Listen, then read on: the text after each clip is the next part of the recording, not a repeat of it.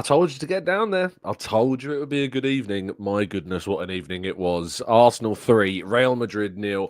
Amazing comeback and setting the scene, of course, for Mikel Arteta's side in a few weeks' time. This is the Arsenal News Show.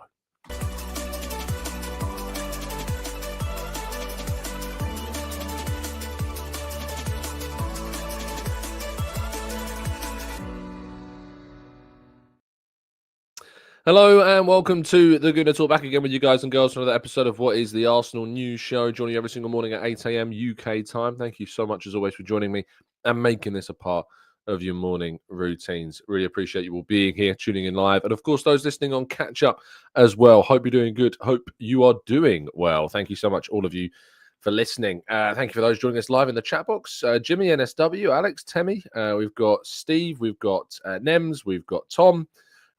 We've got Black Shine and Errol. We've got David and Runs of Cows, Andy, Mike, P Sharp, Matt G, Maximius, Dara, Carrie Ann. We've got Brad. We've got Aiden and Kieran. Thank you to all for tuning in. Very much appreciate you all being here. Very much appreciate that. And Tinashe, who says first time ever watching live and listening live as well, which is fantastic to see. Again, apologies if you hear any kind of background noise throughout the show. We're still having, and will be for the foreseeable future as well, having some work done on the house, of course. So apologies if you do hear some drilling or banging or all the usual stuff in the background. I think there's some going on right now, actually, if if you can hear it. So apologies if that does come through. But yeah, what an absolutely amazing victory last night for Arsenal. 3-0 win over Real Madrid. When you play in our home, the rules are different because, of course, those of you that watched the first leg of this game will know that Arsenal lost 2-0 in a absolutely ridiculous kind of scenario where the pitch in the Alfredo Di Stefano Stadium was utterly and entirely awful and muddy and dragged up, kind of like the possibility of injuries being horrendous, and that definitely increased the chances of injury to the point where even Real Madrid's own players ended up getting injuries off the back of it, and it left Arsenal unable to play their usual game. But returning to the Emirates Stadium, we found ourselves in a much stronger position to really, take the club forwards and into the Champions League semi-final with a 3-0 win over Real Madrid. 2 goals, could have been 3. A third goal from Alessia Russo was ruled out by VAR, but Mariana Caldente with the second on the night, her first of the game. And after it was 0-0 at half-time, I think the mood, the feeling, the worries were really growing, at that point. They were really at a period where I think there was some concern, if you will, about what might happen, and Arsenal going out to a really timid Real Madrid team on the evening, to be fair. But ultimately, what then happened at the start of the second half and what happened moving forwards is just absolutely glorious, isn't it? Absolutely glorious. Alessia Russo, I say, with 2 goals, and then Mariana Caldente splitting the 2 Russo goals to give Arsenal a 3-0 win. And they are through to the semi-finals of the Champions League, where they will play Lyon. And of course, Lyon are an exceptional side. Lyon have been doing absolutely brilliantly. They've already just completely and utterly smashed Bayern in the quarterfinals of the Champions League, 6-1 on aggregate. They've got some of the world's best players, and they are going to be a very, very difficult proposition for Arsenal to try and progress past. But if they manage to do that, there is a good chance they will probably face, well, you know exactly who the chances of them facing are, because they're going to be going up against Manchester City, which is a very interesting. We don't know yet because they've got to play their game tonight. But at the moment, Man City do have a 2-0 lead in their aggregate match against Chelsea. Chelsea are at home tonight, of course, at 8 o'clock. But at the moment, Arsenal could be facing a Man City side, or, of course, the other major team in women's football right now, which is Barcelona. Barcelona will play one of Man City or Chelsea after a 4-1 win. I mean, they still have to play Wolfsburg in the second leg tonight, but they have a 4-1 lead going into that game. So I'd be very surprised if they managed to turn that around. But there you go. I think some of you are saying you can hear some of the drilling in the background. I think this is like the worst it can be. So hopefully this is the worst that you can expect in regards to that. moving forwards. Because, that's probably the loudest I've heard it so far. Let's go to our main story, though, of the day from the men's side of the game, which is that Bukayo Saka is indeed expected to return potentially as early as next week and be in the squad for Arsenal's match against Fulham. This is an absolutely massive boost for Arsenal, a massive potential return of a player who could change the fortunes of the end of Arsenal's season. If he is indeed in the squads, that would be what a boost that would be to the team. What a boost that would be to Mikel Arteta's side. Of course, there is the opportunity for him to get some minutes, maybe behind closed doors. I saw some suggestions of a behind closed door game. I don't know how real they are. I've certainly heard nothing to corroborate those claims. We have seen in the past, of course, players play for the youth team. I mean, if we do a quick check on the Arsenal website for the youth matches for the under-21s, the next game is on Monday. Okay, so Arsenal play a youth game on Monday.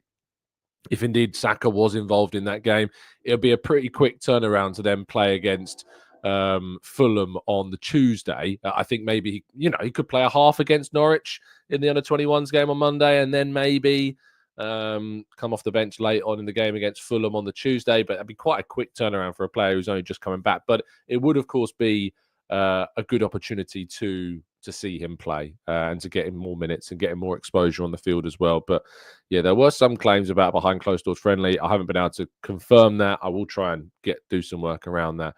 But let's wait and see on any news. But it's a really, really good opportunity, of course, to potentially have Arsenal's star man back in their squad in the coming weeks in the build-up, of course, that game against Real Madrid. Arsenal have 2 Premier League games before the Real Madrid match. We've got Fulham, as I mentioned, on Tuesday, Everton away on that Saturday, and then, of course, that Tuesday following that is the Real Madrid home first leg before they then play Brentford at the Emirates on the 12th of April, before then going to Madrid in the middle of April for April 16th. I'll be flying out there on the 15th of April. What an opportunity to play one of the biggest teams in the world, and hopefully with one of the biggest players in the world on Arsenal's side again. Really, really good news. Well, let's go to part 2.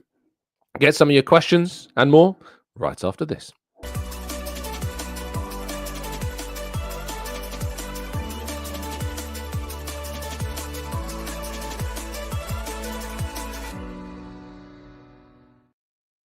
Okay, this is part 2 of the show where we tackle some of your questions and more. So we're going to be jumping into the chat box right now to tackle as many as we can over the next 10, 15, 20 minutes or so. I'll see. We might not do longer shows these mornings because if the noise in the background is, of course, too loud, we might just have to end it a little bit sooner than we usually would if it gets annoying, because I can hear it. I reckon you can probably hear it. And I can only do my absolute utmost to apologise, of course, for that noise that you're probably listening to in the background. But let's kick things off with a question from Arthur, who says, why the rush? The season is almost over. Unless there's threat to us not qualifying for the Champions League, of course. I think there's not necessarily a rush to see him come back. I think they would have taken all their due diligence. But you've got to also think about the fact that, well, Real Madrid in the Champions League is a great opportunity for Arsenal to progress in that competition. And if they've got Bukayo Saka in the squad, it is going to be much, much more likely that Arsenal progress. Having your best player available to you is obviously going to be of great benefit and give you a greater chance. So that's the reason why they are doing what they're doing. Would Saka have been back for this game if indeed he wasn't playing in the Champions League, if we weren't playing in that competition, if we didn't really have anything to play for? Would he have come back this quickly? We don't know. We honestly don't know. And so we have to trust that the people behind the scenes, of course, know exactly what they're doing and know exactly when and if it is the right time for Saka to rejoin the group. And all, of course, those precautions you would imagine would be taken. Joey says, trust the medical staff and Saka himself on his return. They know best how to manage it. P Sharp says, how's the outdoor bar and swimming pool installation going on? Oh, it's not that. It's not that. AFC Till I Die says, morning, Tom. Listening 6 minutes behind as I just rewatching the ladies' highlights after watching the whole game last night. What a game, though. Absolutely, mate. Brantail says, seems everyone is after the same group of players. Isak, Gyökeres, Sesko. Why is there a shortage of strikers? This has been kind of the way for quite a while. There's not really been a glut of attacking striker options. It's why we had the conversations that we had last summer, when we discussed the idea of signing a striker. And I always ask the question, who would you have signed? And there really wasn't too many answers when it came to looking at centre forwards last summer. Arsenal were interested in Benjamin Sesko, as we know, but that deal never happened. And to be honest, there wasn't really any centre forwards moving in the market. The only one really of any real note was Julian Alvarez, who moved, of course, to Atletico Madrid. And it wasn't until January that Man City ended up replacing him with Omar Marmoush. So, yeah, I think I do think that there is something to say about the lack of centre forwards around at the moment and how that makes things much more challenging moving forwards as well. Burmese Gooner says, hello, Tom. Not a question, but went to an evening for Kevin Campbell's foundation with Alan Smith, Paul Davis, Lee Dixon, Andy Cole, and a special guest, David Dean. It was a really good night. I can send some pictures. Please feel free. Of course, all of my social media, as you can see there on X at Tom Canton Media, or at Blue Sky, tomcanton.bsky.social, or of course on Instagram at the Gooner Talk. You can access any open DMs there. So apologies, by the way, if I don't respond very quickly. I sometimes with messages you've not messaged me before they come through as requests. I don't always check the requests, but I am going to try and be better at doing that. But you can send them through on any of those platforms. Ashley says Isak, Nico, and Zubi for 220 million is doable if you make smart sacrifices. Partey, a 1+1 deal for free, or a free deal for an Anguissa or a Doucouré, Tete or Aina on a free. Defensive cover for Tomiyasu with a December return, and a 36-year-old Jason Steele with 1 year left on his contract for under 10 million. I don't think an old goalkeeper is the way forwards. I think Arsenal need to find a solution to their backup goalkeeper. That is much, much, much more the way forwards for that position, in my opinion. P Sharp says, Tom, you're too humble. Oh, speaking of being humble, I did tell you that I was, Paul says here, what was the news that you were going to talk to us about today? Of course, I couldn't go yesterday. I couldn't go to the game yesterday evening. I was going to go, but then I received an invite from the King and the Queen. Even when I say it, I can't actually... when I was told this was happening or that I was going to go, I laughed so hard because I was like, this is a prank. This is a joke. This is not real. But it was real. And last night I spent the evening at Buckingham Palace and having prosecco or champagne and canapes. No prawn sandwiches, but it was an evening for regional media. There was obviously a lot of regional media there. If anyone was around Green Park yesterday, you would have seen a lot of people suited and booted, like myself. I do have photos. I probably should have put some on the probably should have put some on the screen. What's it called? On the slideshow, shouldn't I? I probably should have done. Let me see if I can put a photo up on the screen. That's a photo of me looking rather smug, actually. That probably works, to be fair. Let's copy that onto the slideshow, and then I'll put it onto the other slideshow.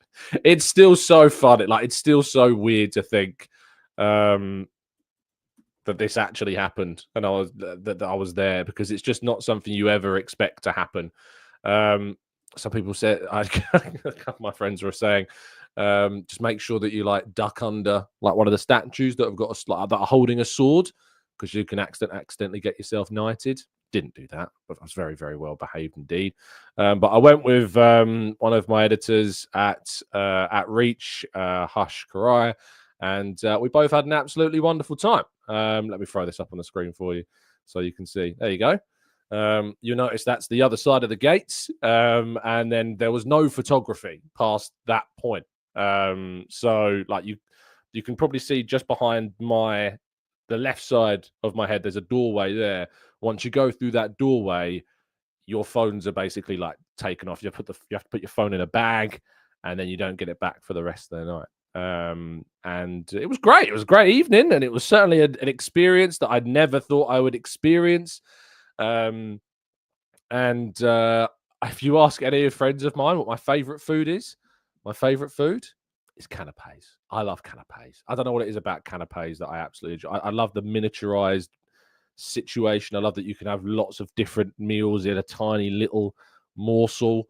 And there's certain rules. If you've never watched, and I recommend after you watch this, go and watch Danny Boy, spelled Bhoy. Go watch his sketch about canapes, because if you've never seen Danny Boy's sketch about canapes, you need to go and watch it, because it's utterly and entirely brilliant, and it is literally how I have led my life of dinner parties or weddings and things like that, where there are canapes. You have to follow the canape rules. It's very important that you do that. Kim said, was there any good cake there? So once the foodie section was kind of done, they brought out like little chocolate caramel balls, and there were like passion fruit mousses on like a cracker, and what was the other one? It was like a jelly sweet as well. But yeah, there you go. Maximus says, where have I seen this man before? This is Hush. You would have seen him on the Arsenal Way. Of course, myself, Bailey, Chris did a fair few shows on the Arsenal Way. There is plans to do more on that channel in the summer and into next season as well. So if you are subscribed to the Arsenal Way, which I imagine most of you are, it's a channel we somehow managed to build up to more than 100,000 subscribers in the space of just under 2 years. Quite incredibly so. So you would have seen Hush there. Absolutely brilliant, man, and one of my favorite people of this journey into journalism over the last few years. But yeah, if you'd have said to me 5 years ago when I was teaching that you're going to start working and covering Arsenal and end up at Buckingham Palace, I would have told you were absolutely right, because obviously that was going to happen. No, I'm joking, obviously. But yeah, it was a great experience. And yeah, very, very kind to have been invited and selected to go. So yeah, funny job. Funny job. Really funny job. Amy says, your colleague doesn't look happy. That's just the face he pulls. This is his face. This is his picture face. He does it in every photo. I don't know why. I've never actually asked him on it, but he does it in every single picture I take with him. So, yeah, it was a strange experience, that's for sure. Perry says, Tom, what do you think of David Raya's penalty saving ability? It may play a crucial role in the Champions League. Well, of course, David Raya has saved penalties for Arsenal. He saved one against West Ham. He saved one against Porto in the Champions League to see them through to this quarterfinals last year's competition. So yeah, there's definitely a chance that Raya's ability from the penalty spot against Atalanta earlier in the season certainly could help Arsenal to progress through to the latter stages of the competition. Paul says, why were the media invited to the Palace? Are they still keeping Rapunzel hostage?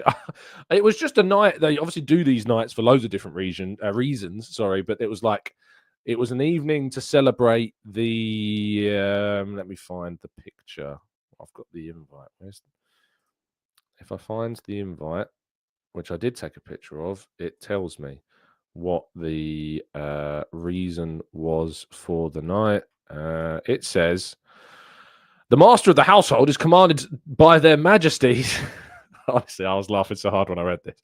To invite Mr. Tom Canton to a reception for regional media to be given at Buckingham Palace by the King and Queen on Wednesday, the 26th of March, 2025.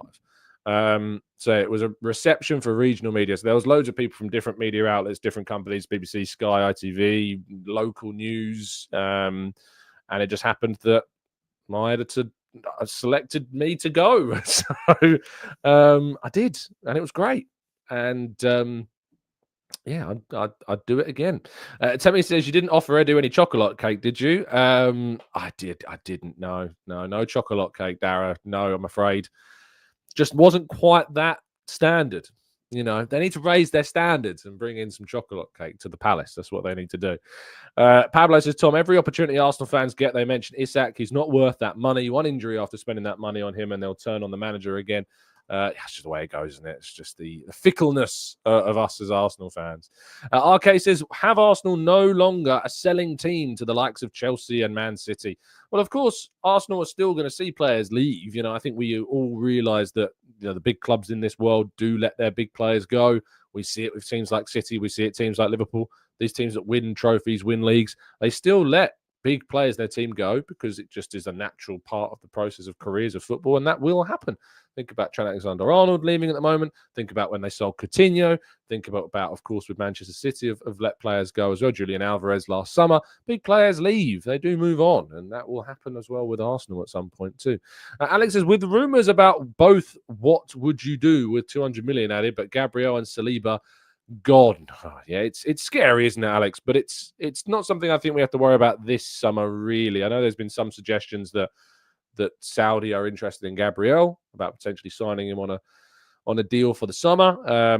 But yeah, I'm not sure I see that being happening. Nick says, the master of the household. So you mean you had to get the missus' permission? Of course. I'm no master of this household. So yeah, she was. It turns out she was actually the one invited, not me. And she sent me in her place. But no way am I the master of this household. Trust me. Andy says, going to see Arsenal play in a Champions League final and they may win, or taking the invite to be knighted by the king for certain. What do you do again? I mean, I'll be honest with you. If Arsenal got to a Champions League final, right? If we're in the Champions League final and we're playing, I don't know, Barcelona in the final in May, last weekend of May this year, or can get a knighthood. Probably. If you told me that we were going to win it, then I'd definitely go to the Champions League. 100%. 100%. It's not even a question. But there's the idea of turning down a knighthood to go and watch Arsenal lose another Champions League final. It's a horrible thing. Absolutely horrible. Imagine having that scenario to pick between. Salah says, hi, Tom. Would you consider moving Odegaard to the number 8 if we get the chance to sign a top number 10? I think we don't really play like with a number 10, do we? We play with 2 8s, mainly. We have kind of, Odegaard playing slightly more advanced on the left side at 8, but it's not really a number 10 role that he's playing. I think that there's an opportunity with Waneri to play both Waneri and Odegaard together, and that's something that I would quite like to see at some point moving forward. Have we got any more questions? More questions. Let's scroll up a little bit more because I'm sure I've missed some as well. Lai says, I don't understand why fans think Saka is being rushed back instead of just being ready. I had this surgery and the doctors will tell you that you want to get back on the field as quickly as possible. Otherwise, you would atrophy. So good insight there from Lai. Perry, we've done that one. Scroll up a little bit more. Oliver says, congratulations, Tom. The canapes were probably nice and the cheese and pineapple I was serving. Cheese and pineapple. What is wrong with you?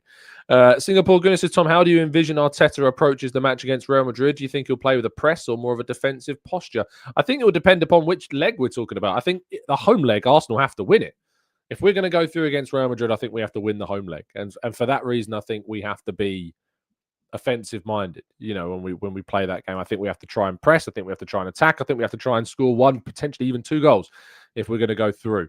At the Bernabeu, if you've got a lead, then we're going to play more defensively. We're going to play more pragmatically. I think that would depend upon how we might do it. Fuad says, I was listening to Jason Cundy and Jamie O'Hara, I'm so sorry, on TalkSport last night, and they were talking about the club or the country, and Cundy said that he'd rather Chelsea win the FA Cup than England win the World Cup. And O'Hara went berserk. Of course, O'Hara went berserk because he's got to choose between Tottenham and they're never going to win something. So Tottenham fans can't really manifest the feeling of a trophy being won. So you don't know what that feeling is like. So naturally, of course, he can do that more so. But then again, with England, you can't really do that either. Arsenal winning the FA Cup or England winning the World Cup?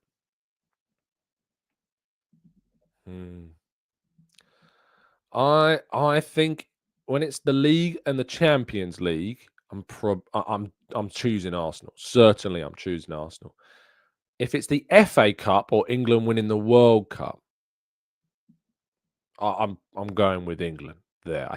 I'm going with England there. Like the World Cup compared to the FA Cup. The FA Cup is a glorious tournament, but it's not on the same standard as the Premier League or as the Champions League. Man United won it last season, you know. But the World Cup, being able to see, I've seen Arsenal win many FA Cups. I've never seen England win the World Cup. I've never seen Arsenal win the Champions League, and it's been more than 20 years since I saw them win the Premier League. If it's the Premier League or the Champions League, it's Arsenal all the time. If it's the FA Cup over England winning the World Cup, of course, it's England winning the World Cup. But when it gets to the Premier League or the Champions League, I'm going with club over country. Dara says, Tom, did you get to listen to the rest of Harry's podcast? No, I didn't. Yesterday was silly. As I say, I was very busy, as you could see.